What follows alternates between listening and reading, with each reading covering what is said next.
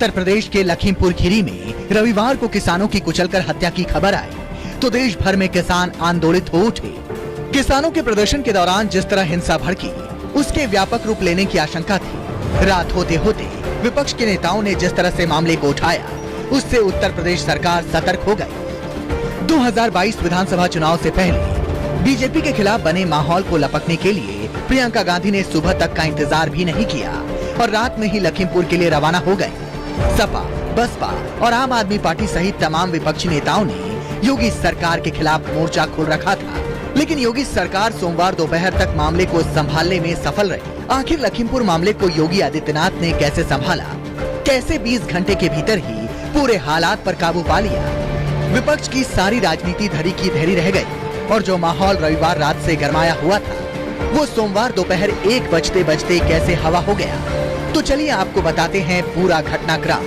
3 अक्टूबर को जब ये हिंसा हुई, तब मुख्यमंत्री गोरखपुर में अपने कार्यक्रम में व्यस्त थे। लखीमपुर खीरी में हिंसा की खबर उन्हें 3 बजे के आसपास मिली। तब वे डुमरियागंज में एक समारोह में हिस्सा ले रहे थे, जबकि इससे पहले अपने गोरखपुर के खानिमपुर में पीएनजी गैस कनेक्शन वाले समारोह के दौरान उन्हें फोन से मामले की गंभीरता के बारे में जानकारी मिल चुकी थी। इसके बाद उन्होंने गीता वाटिका में हनुमान प्रसाद पोद्दार जयंती समारोह में भाग लिया। इस आयोजन के तुरंत बाद वे एयरपोर्ट की ओर रवाना हो गए। योगी आदित्यनाथ ने आगे का कार्यक्रम रद्द कर दिया और 8 बजे के करीब लखनऊ पहुंच गए।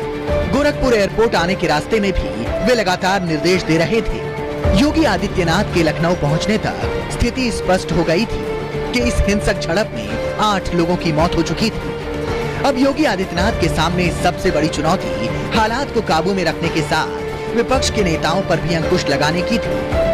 Chief secretary Rakesh Tiwari, additional chief secretary home Awanish Awasthi, police महानिदेशक Mukul Goyal, DG intelligence DS Chauhan और additional chief secretary SP Goyal मुख्यमंत्री निवास पर पहुंच चुके थे। वहीं additional director law and order Kumar Prashant, additional chief secretary Devesh Chaturvedi, IG Lakshmi Singh और डायल 112 के अजय पाल शर्मा उससे पहले लखीमपुर खीरी के लिए रवाना हो चुके थे। प्रशांत कुमार के साथ अपर मुख्य सचिव कृषि देवेश चतुर्वेदी को भी भेजा गया। प्रशांत कुमार को सरकार की तरफ से मौके पर फैसले लेने के लिए अधिकृत किया गया था। प्रशांत कुमार बतौर पुलिस अधिकारी लंबे समय तक पश्चिमी यूपी में तैनात रहे हैं। कहा जाता है कि राकेश टिकैत समेत कई किसान नेताओं से प्रशांत कुमार के रिश्ते बहुत अच्छे हैं। प्रशांत को इन रिश्तों का फायदा मिला। राकेश टिकैत समेत तमाम दूसरे लोकल किसान नेता भी बातचीत के लिए तैयार हो गए। अब तक लखनऊ में बैठकों का दौर शुरू हो चुका था।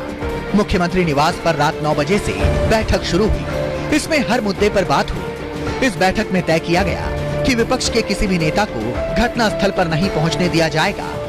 बैठक के दौरान एडीजी लॉ एंड ऑर्डर से भी मुख्यमंत्री अपडेट लेते रहे। बैठक में अखिलेश यादव, प्रियंका गांधी और सतीश मिश्रा को हाउस अरेस्ट करने की तैयारी पर अमल शुरू हुआ।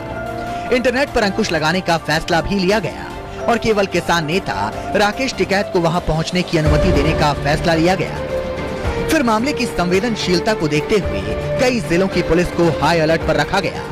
इतना ही नहीं, छत्तीसगढ़ और पंजाब के मुख्यमंत्रियों के विमान को लखनऊ एयरपोर्ट पर उतरने की अनुमति भी नहीं देने का फैसला लिया गया। इन बैठकों का दौर सुबह 5 बजे तक चला।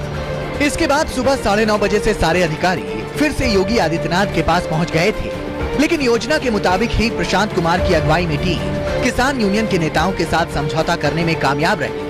प्रशांत कुमार ने इस समझौते के बारे में बताया कि दोषियों पर कार्रवाई की जाएगी। मृतक के परिवार को 45 लाख रुपए और घायलों को 10 लाख रुपए। मृतक के परिवार के एक सदस्य को स्थानीय स्तर पर योग्यता के मुताबिक नौकरी दी जाएगी। मामले पर नियंत्रण के बाद अब सरकार ने विपक्षी पार्टियों को लखीमपुर जाने की इजाजत दे दी है, लेकिन शर्त ये है कि सिर्फ 5 लोग ही वहाँ जाएंगे और कोई भी भीड़ या लाव लश्कर के साथ वहां नहीं जाएगा। इसके बाद राहुल गांधी और प्रियंका गांधी लखीमपुर पहुंचे और किसानों से मुलाकात की। इस पूरे घटनाक्रम को देख ऐसा कहा जा सकता है कि योगी आदित्यनाथ ने एक बार फिर से अपनी तत्परता और सूझबूझ के साथ होने वाले डैमेज को कंट्रोल किया। मगर लखीमपुर खीरी में हुई हिंसा का मुद्दा क्या इसके साथ ही पूरी तरह खत्म हो जाएगा, या फिर आने वाले दिनों में योगी आदित्यनाथ की मुश्किलों को बढ़ाने वाला साबित होने वाला है? ये तो वक्त ही बताएगा।